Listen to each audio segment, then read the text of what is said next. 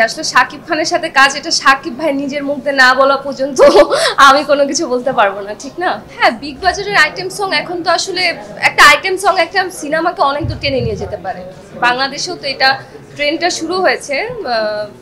করব, আমার কাছে আর্টিস্ট এত ম্যাটার করে না যে কোনো সুপারস্টারের সাথেই আমার কাজ করতে হবে বা কোনো ভালো, যদি যে কোনো কেউ যদি ভালো আর্টিস্ট হয়, ভালো অ্যাক্টিং পারে। আমি আসলে ডিরেক্টর আর স্ক্রিপ্টটা বেশি দেখি।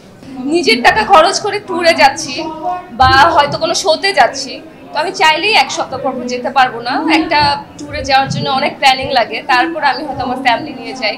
আমি গত পরশুদিন একটা অ্যাওয়ার্ড পেয়েছিলাম best rising actress, promising actress হিসাবে। সো এটা আমার এবছর সেকেন্ড অ্যাওয়ার্ড। এখন তো আবার কাজে ব্যাক করেছি, মাঝখানে তো কাজ নিয়ে আমরা একটু কম কাজ করছিলাম যারা আমরা নাটকের আর্টিস্ট। এবার এখন ব্যাক টু দ্য ওয়ার্ক। ইনশাল্লাহ 2025-এ আরও অনেক ভালো ভালো কাজ করব। 25 নিয়ে আমার আসলে অনেক বেশি পরিকল্পনা। আমি চাচ্ছি ছোট পর্দা থেকে যদি সবকিছু ঠিকঠাক থাকে বড় পর্দায় যাব, কারণ এখন ওটিটিতে আসলে অনেক ভালো ভালো কাজ হচ্ছে।